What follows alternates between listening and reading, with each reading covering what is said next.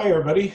This is us, me, John, Mary, and John Dudek. We're coming to you as in a very strange situation version of the New Academy podcast. It's so strange, I haven't even bothered writing any kind of introduction for this, and we're just going to kind of go with it. We're going to do something a little bit different today. We have a video version and an audio version, but John Dudek is our guest today. He has an MFA in poetry from the U of I and also a master's in science in library and information sciences, also from the U of I. And he's lecturer in English. He teaches in our RET and BTW programs. He's going to read some of his poems, a few selections from his poetry. He's going to take a little while to do that while John and Mary and I listen. And then we're going to do our standard interview. So we're kind of combining our event and our podcast interview into one super Zoom enabled thing. So without further ado, John, if you're ready to take it away. Yes. Hello, thanks for having me. This is going to be weird, so I apologize. Usually when I do a poetry reading, I try to read the room, but I know this room quite well. So I'm just going to read with what I got. So first poem. This is called Jane Goodall and Bruce Springsteen Contemplate Their Childlessness. Halloween. The boss trims the coiled ends of his guitar strings with greasy wire cutters and the solemnity of a monk at his catechism. Dr. Goodall slings a chimp around her neck, a rescue from a terrier's interrogations. She considers the tool, the dishes, and the excess of her own elegance, that trim product of pragmatism peering from the microwave's reflection. Clipped and tuned, the guitar bellows a few cowboy chords and retreats to its case. The boss adjusts the toothpick wedged in his underbite, rolls his shoulders and asks the doctor if she is ready for the big party. They must stop for cigarettes, she says. She quit months ago but wants to know if the boss knows that Catwoman is coming out. The doctor needs the fortification. The boss has a way of looking, faraway dreaminess that drags his eye along the curve closest resembling the New Jersey Turnpike. The boss foresees a tar black spandex in my cat's hip. The boss does a pull-up in the doorframe. He wonders if the doctor's heart is more akin to an echo in the quarry or the engine rattle in a Fire Road Champ's souped-up Chevrolet. The doctor asks again, pulling a thread from the cut-off hem of the boss's Western shirt. Her eyes are as warm and vigilant as his mother's porch light. She is a student of social hierarchies, of territory. A doctor, she reminds him. He asserts that he is not her father, though they can agree that all beasts are prey to some needs. This next one is called That's All, Folks. I wasn't going to read this originally, but it features St. Valentine and St. Sebastian in it, and St. Sebastian's patronage is of the plague-stricken, so it felt exigent in its way. So it also references Petunia, who was a lesser-known Looney Tune. She was Porky Pig's partner. She looked just like Porky Pig, but had black hair parted in the middle. All right. So that's all, folks. We savor each dog-eared, full-color page of the young reader's lives of the saints. The knuckles that snag the loose-knit sweater, pink and wet as the eyes of Sebastian or Valentine. The cedar forest sprung from the chest of the former still vibrates, perplexed by its own growth. Behind it, Rome's quivers are empty as the white paper bag taped to an elementary school desk in celebration. A boy folds the perforated cardstock with Porky Pig doffing his ball cap to a coy Petunia whose dark part and braids reference the guitar-playing woman in any John Wayne film. Even and especially in agony, we celebrate the saints. We ought to think of the lives before death, but here's the drama, the transition on glossy pages before us. After Irene, DeForest's Sebastian's first martyrdom, she finds herself nursing him. His thanks is to appear in a crowd to harangue his killer, who orders him done up again. this time making sure to reduce him to simple corpse, non-noun proper, and thus something finally greater. He walks once more through the dream of an unknown woman, compels her to dredge his body from the sewer, appearing there as he does here, as the child does at the foot of the boy's desk, to exchange the token of devotion they have yet to understand as anything beyond a nice gesture, before they forget and learn again that love is such gesture after gesture after gesture.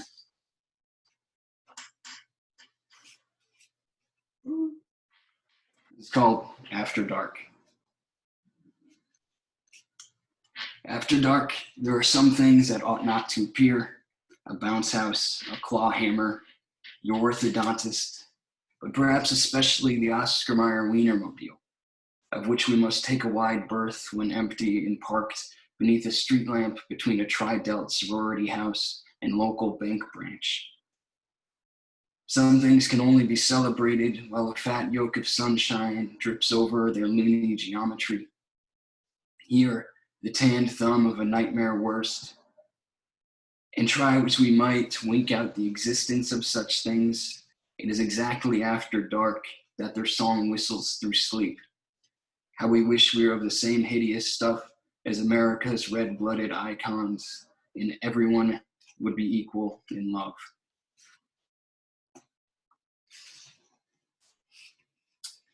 All right, I got 3 more here. This one's just, I've been shopping for a dog lately, actually. So this is about a trip to the Humane Society, in which you encounter one of those animals that doesn't feel so much like a pet so much as it does a spiritual advisor. It is actually be a really uncomfortable thought to bring into your own home because it just feels too judgmental. So it's about a local Humane Society. It's called Red Healer.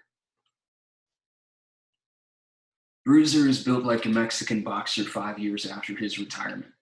He stands at the gate of his kennel with coat red and gold as a cornfield on the last dust before harvest.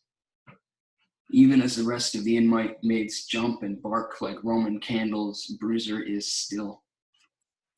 The laminated A4 clipped to the door with a carabiner says his last owners must move to a situation that does not allow for animals. As clear in the eyes that have resigned judgment, he is older than that. His gaze haunted with devotion to his first boy master, who may have been the last to fall on the sand on D-Day, or Telemachus before Telemachy. Bruiser remains inaccessible to another, to even that very boy as a man festooned with the blood of his father's foe. Bruiser blooms like the heathered Scottish moors in Thomas Cole's Catskills. He loves nothing more than a walk and doze in a hot square of light that crosses the floor. Bruiser does less than bark, though he could speak with the voice of any man, each bristle of his undercoat pregnant with a ghost of the Union dead. He sheds year-round. While he sits beside you, you're opening your car door on the first sunny day in March, the threshold of private equinox. The air warmed by purple morning rays pours over you, and you cry the tears fermented at the base of your brainstem, which are dark as Bordeaux. Even on the painted concrete beneath your leather outsoles, Bruiser's nails don't make a sound. All right, 2 more. This one is about, I've been really fascinated lately, and when I was thinking about this reading as kind of like a more academic talk, I was going to kind of focus all poems on a consideration of the separation between spirit and body, which has long been kind of a consideration for me, like growing up Catholic and still being Catholic, I suppose. But lately it's kind of come to a head where my mother's been going to see a medium, trying to confront her mother, who is abusive in life, and is also abusive in death, turns out. She just kind of wanted some answers, so she went to see this medium, and the medium has a lot of trouble trying to contact my grandmother at first. But she eventually sees her kind of lurking out under the bleachers in the shadows of the afterlife, wherever they might be.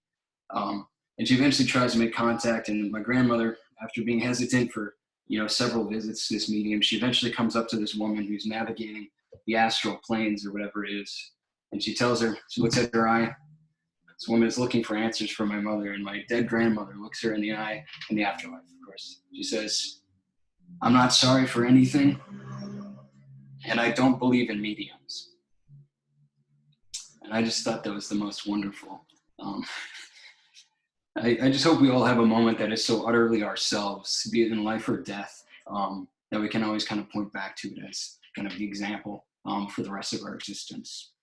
So this poem is kind of about that, the idea of body and soul or the spirit as separate things. The end is nigh. My doctor suggests I have a hole in my heart. This isn't a metaphor, she tells me. I say, everything is a metaphor, and we break up laughing. Really, she continues, and dabs a tear from the corner of her eye, you can hear it, like your incurably Catholic father clapping along with a black congregation at the first church she found on a business trip. I ask what she knows of my father, and let her place the stethoscope's bulbed ends in my ears. Shh. She gestures with a finger before lips as readily vital as a Margaret Brundage illustration.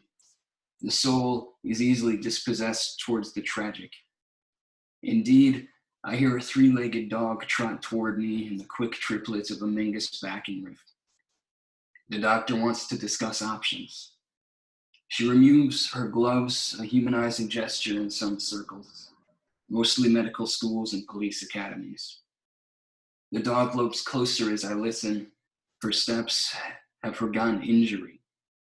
I lower my hand and anticipate the dog's split nose against my knuckle.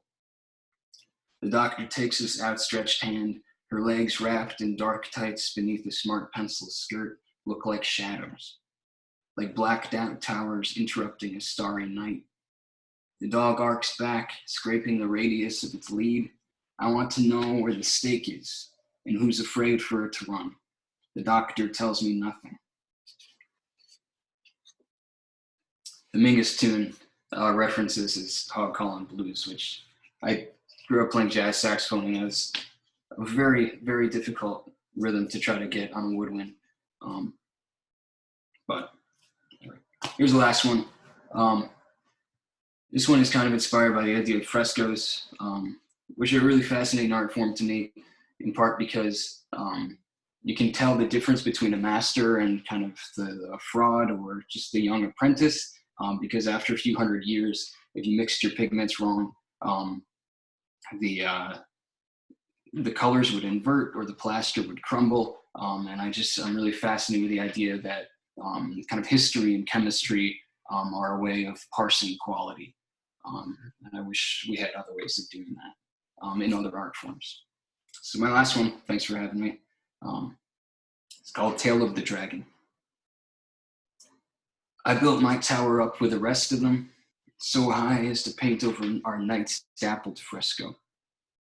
And I admit a certain smugness, stacking blocks like a man of a more romantic, a dustier color.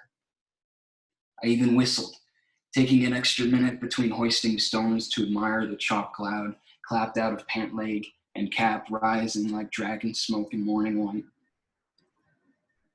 But I must admit too, they were angels once, their mantles as wetly lapis as Renaissance paintings. I must say they waved with the irrevocability of a wave from a train caboose. I must say I still hang my toes over the station's ragged edge and think departure is only as sure as the platform is short. Over and over, I can see the angels stop waving, fold their wings, and enter the caboose. Through tiny windows, I see them climb to the caboose's cupola and lift coffee cups and green beer bottles to their lips. No feather spin and dust devils behind the train, as I expect. Here, there are only whirling samaras. And yes, they do resemble wings. And no, flying does not cure the longing for flight. Thank you. That's all. All right. Thanks, John. Yeah. That was really great. Yeah, thank you. Thank you for reading those poems. Well, I guess we're moving on to the interview section now, where we talk a little bit about. I was thinking that in the absence I was thinking that in the absence of our normal sort of bio introduction, maybe John could tell us a little bit about where he studied, stuff like that. Mm-hmm. Sure. Yeah, so I got my MFA here in 2016, I think. So my advisors were, Janice Harrington's is still there. Michael Madonic and Bridget Kelly was my thesis advisor before she passed. I was, I think, in her last class, actually. Yeah, which is just kind of a marvelous experience. So I'm kind of deeply embedded in the U of I, for better or worse.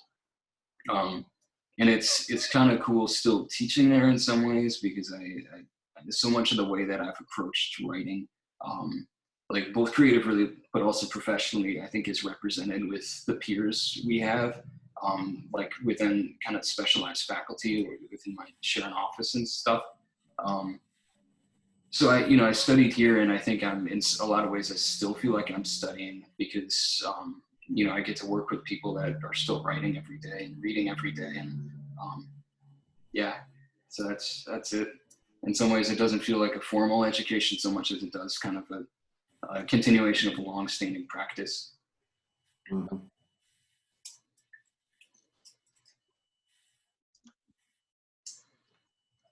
You said you got a degree in library and information science. Yeah.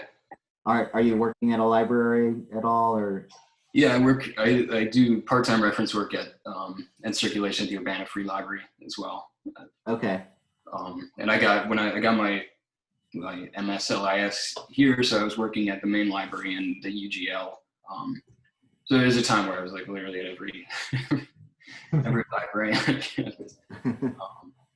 But yeah, honestly, like that's been really interesting as well. Just in that, librarians think a lot about kind of the containers of books and just the ways to organize them and stuff like that. And it was an interesting complement to kind of poetry, which especially here, we think of as kind of this incorruptible core of text. So it's been interesting to see like the ways in which both of these things are ultimately trying to strive for some sense of like larger social justice, either by giving us like different voices to inhabit, embody, different consciousness, whatever it is in literature, but also just like the active steps to make practical accessibility more widespread, which is the main concern of library sciences. So yeah, it ended up being kind of like a weirdly good complement. And there's actually several people that went to the MFA here that eventually went to library school as well. Yeah. Do you feel as a poet like you're engaged in at all similar of a project of making something accessible that wouldn't otherwise be? And when you write poetry, do you have specific audiences in mind, or do you kind of think about your own experience and start from there? I guess I'm asking kind of a vague process question with a lot of small little sub questions. No, ultimately that's the most important question to me. I think one of the things that really frustrates me about a lot of contemporary literature is that it really feels like it's given up on the very idea of literature as something as a means of actually connecting as many people as possible. So for me, whether or not it's true, I think it's really important to find ways to kind of communicate language that speaks to as many people as possible. And in some ways, I started this with the Bruce Springsteen poem. And I think the reason for that is like, I think he's actually a really important American figure. As like a folk singer, but also as like a political like statement on the nature of art itself. He's not somebody, I grew up listening to him, but not consciously. Like I wanted to study jazz saxophone, so I kind of rebelled against rock and roll music. Springsteen was like my parents' guy. Like they would go down to see him in Ashbury Park before he was actually big. And so like that was always kind of part of my like background in a lot of ways. And it was only until actually I got here, like the drive out here, that I realized like the importance of a voice like that. There's nothing I find more kind of sinister than kind of like academic elitism, but worse, like literary elitism. Because again, this should be about bringing people together. Whether or not that actually happens is irrelevant. I think we should still be striving towards the ideal. So I think about, I guess, just people like my parents in some ways who are, literate, but not necessarily scholarly, and they have an interest in these things, in arts and the experience of living, but it's not necessarily something that they engage with in kind of a formalized academic setting. There still is just the pure pathos of a Bruce Springsteen song, which I think is really ultimately what we should all be striving for in some way. Following up on that was, what about your interest in Jane Goodall, and why did you connect her to Bruce Springsteen? I think the idea of territory is really fascinating to me. And so like looking at like naturalist scientists like that, you start to realize just like, I mean, this sounds kind of trite or whatever, but just, I mean, how much humans are animals in their way, and just like, all the weird kind of posturing we do in, be it a work meeting or just the way we run our, the way we interact with people at the supermarket or something. That's all still coming down to like the same behaviors you'll see in birds or other apes or stuff like that. And I've been really interested in like, we could dress these things up and we could call humanity something really different, but we're all still working out of the same kind of biological and territorial imperatives. Yeah. So What you had to say about audience. go ahead, Mary. Okay. What you said a few minutes ago about audience and about bringing people together makes a lot of sense, because I was thinking how your subject matter is a little bit surrealistic, bringing in real people and pop culture and cartoon characters and commercial stuff. So anyway, I just wanted to say that. I guess it's more of a comment than a question, actually. But if you want to talk about it, go ahead. Yeah, well, yeah, I guess I will say, I think I've been trying to think a lot. We're kind of right now in the age of the identity poem. And there's plenty to be said for the positives of that. But kind of my perspective has always been that identity is ultimately irrelevant to a lot of things if we are trying to create different sort of consciousnesses for people to inhabit. So to me, that comes down to finding something of more of a spiritual core. And yeah, I understand, like, I can make references that are, I don't know, maybe they're, not necessarily canonical, and put them next to things that are canonical, such as Porky Pig. But I think trying to create a poem that is itself kind of imbued with a spirit that might represent something that is, a core element of any person's experience, or can at least, like, while you're there, while you're sitting down and reading the thing, can create a world wide enough for you to inhabit. That's more important to me than anything else. So instead of saying, like, I heard a quote by Saul Bellow the other day. He said that, like, books aren't about anything, they're around things. And I think that seems correct to me. And I think that's something I want to do with poems, is not necessarily create like a representation of an experience so much as a place to experience something. So to create environments and spaces more than, I guess, linear narratives or just whatever else that might be. So I don't know if that answers it. Maybe I abstracted it further and created the same sort of academic bullshit that I was trying to warn us all against. But I think it's something at least. Academic bullshit is kind of my wheelhouse. Mary basically asked what a version of what I was thinking about asking.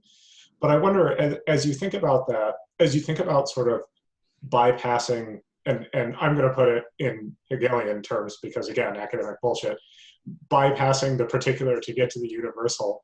How do you think about going through your own Catholic experience to get to that? I liked what you said about, I guess I'm still a Catholic, because that's how I feel about being a Presbyterian.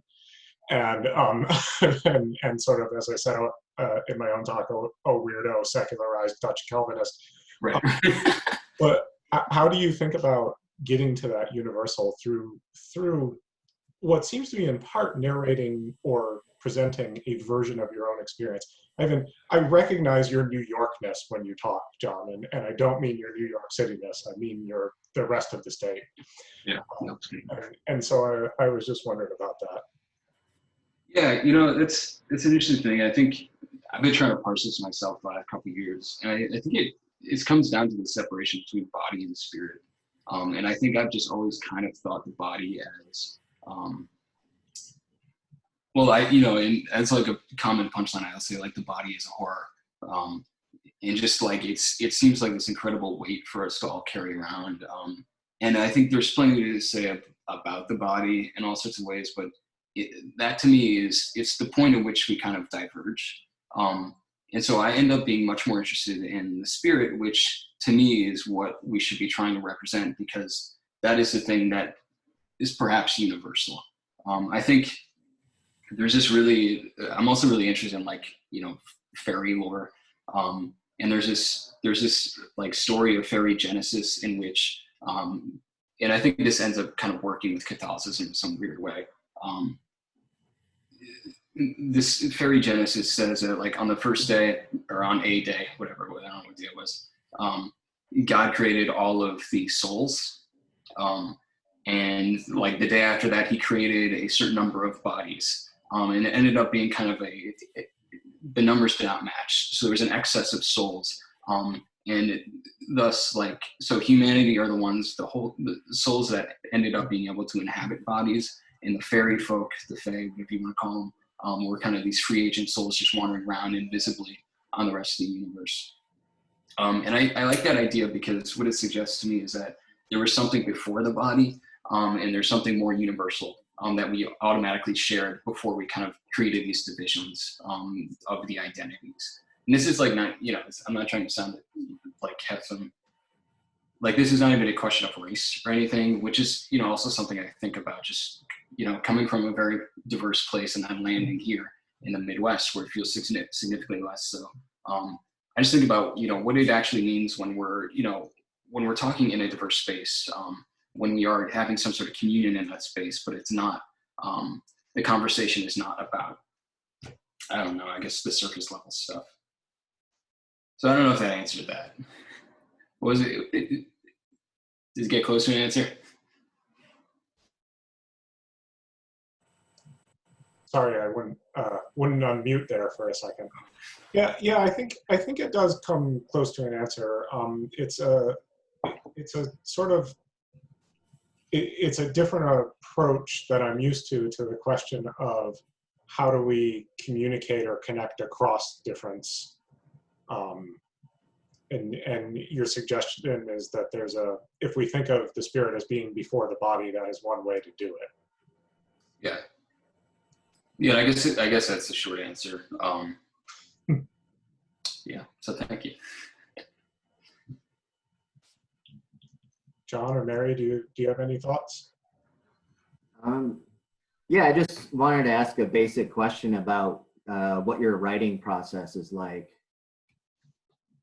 Yeah, I write really slow in some ways. Well, it probably doesn't necessarily look like that.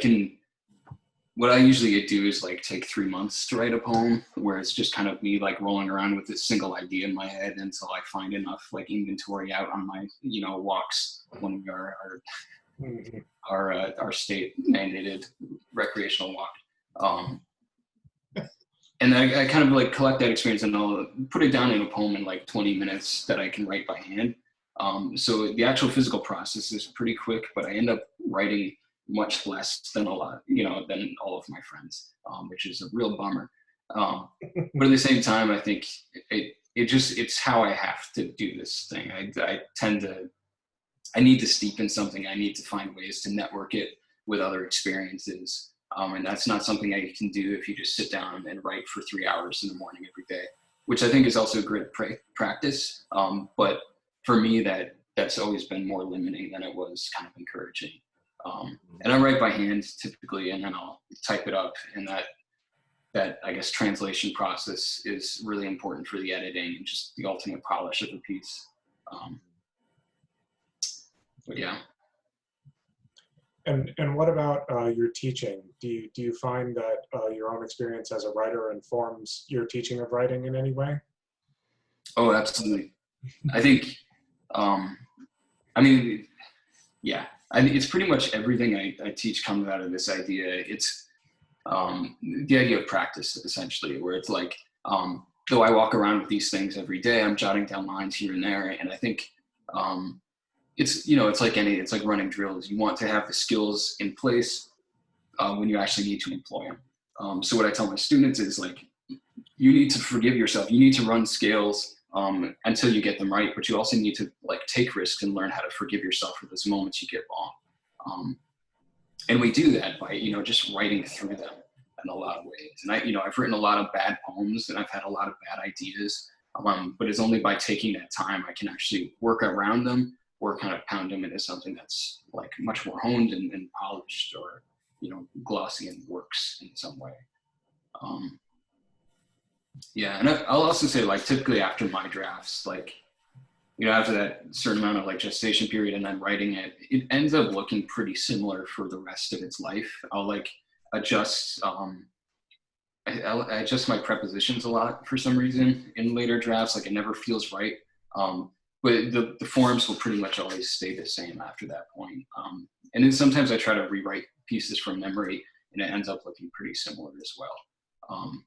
So it's to me, I think process is really important in that it's so particular, and more than anything, I want my students to know what their process looks like, as opposed to have them try to adopt mine or try to adopt what, their first major English high school teacher, whatever it was, which we all have, who are all really important, but I know that I don't write as, the same way that Mr. Shear did back in Connecticut, and stuff like that.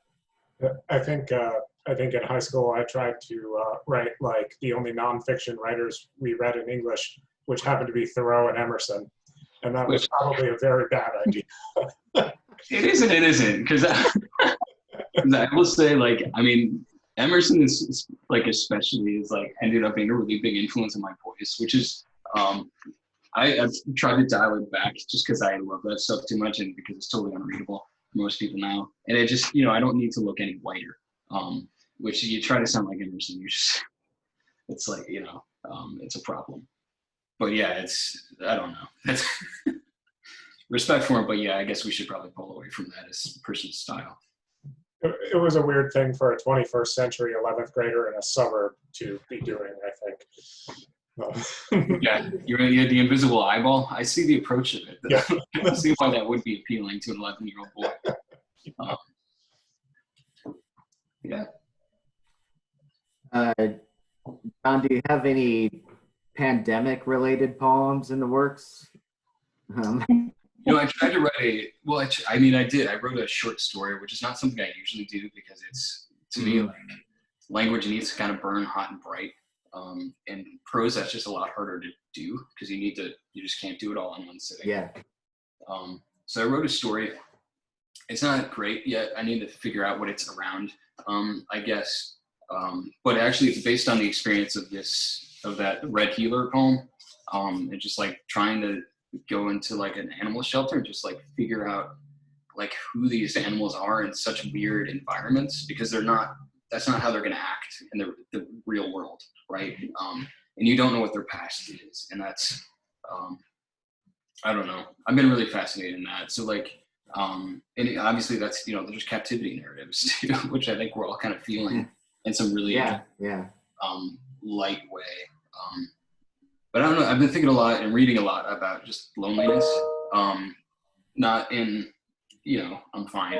But it is particularly strange to like live alone in these times and to not have those public spaces to kind of just trick ourselves into thinking we're part of a larger community. So I think something's going to happen, but it's going to be a while. Trying to be forgiving of the quiet and the Netflix binges. Yeah. Cool.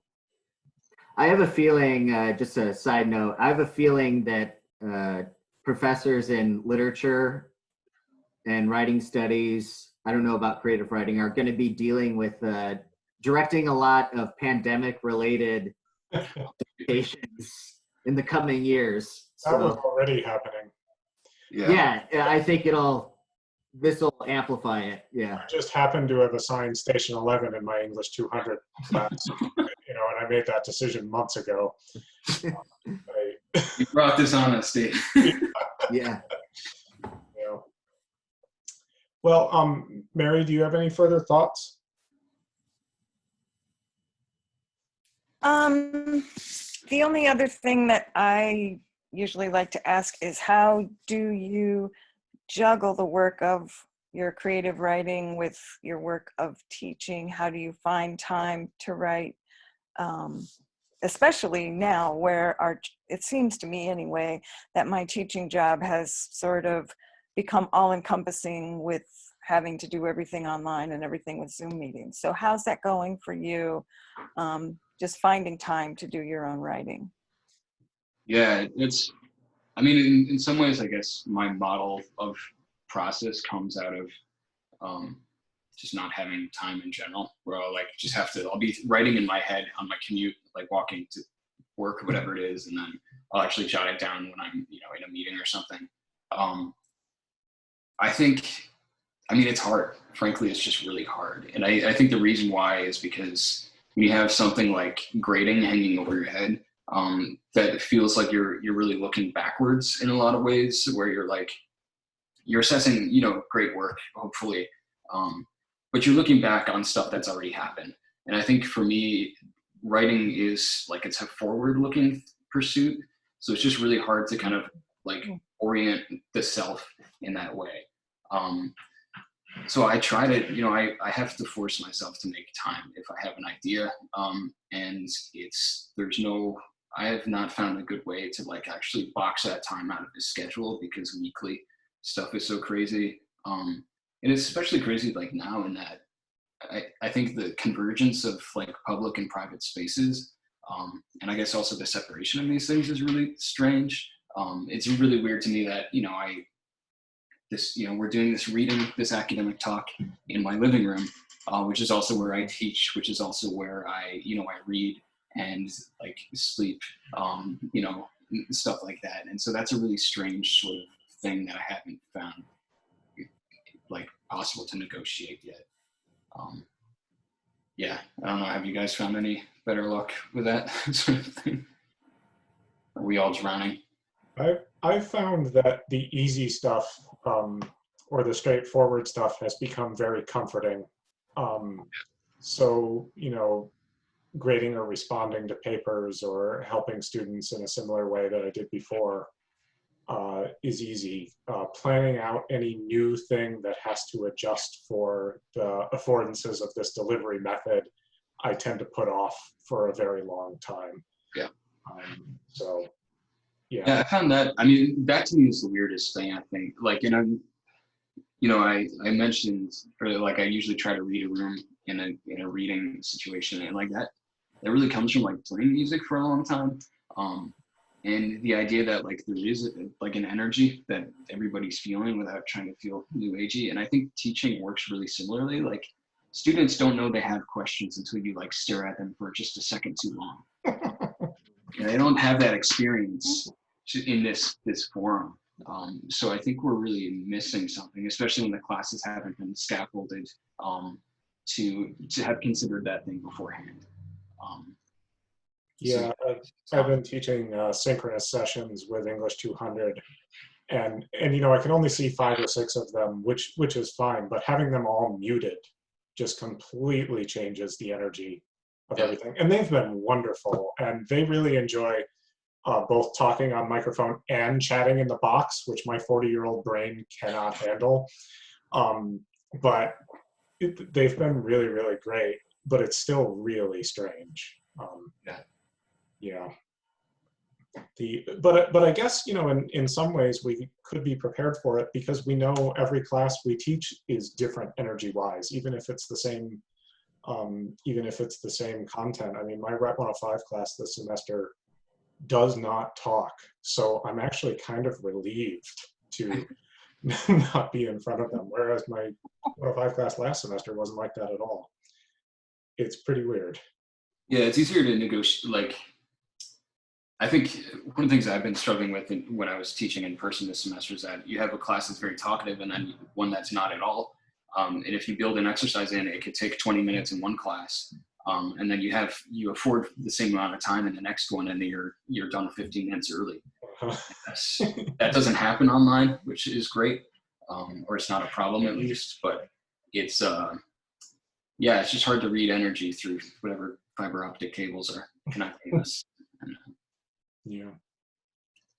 Yeah, with my Rhetoric 102 class, I had a similar problem with Dave, where they don't talk during class. And so I am a bit relieved. I really like the students, so I kind of miss seeing their faces, because they don't really show their face when we meet on Zoom.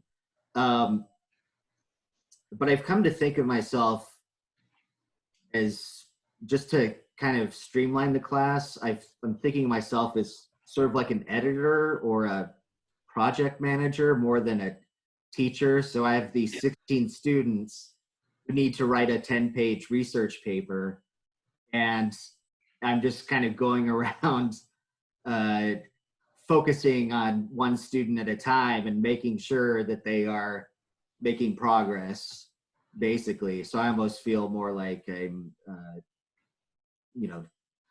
I'm supervising these 16 projects, and that's my job for the next month. Yeah, 16 honors theses. Yeah. Yeah. Well, I think that's probably bringing us to the end of this recording. John, thank you so much for being with us and for submitting to this interview and for giving us that reading. And I hope everybody really enjoys it. Yeah, thank you. Thanks for putting this on, and for the New Academy at large. It's really nice to feel heard in this way. And to hear other people too, also. So thank you. And thank you, John. It's been a really fun year. It's quite a year, yeah. Yeah, I think this is our last one for this year. And with any luck, in September, we'll be, in a room again. I guess we'll see. Yeah, so from the New Academy, keep calm and carry on. Oh boy. And wash your hands and stay sane. Thanks everybody for being with us. I think it's the most important thing right now. I'm going to stop the recording now. See you all soon. Yeah, thanks guys.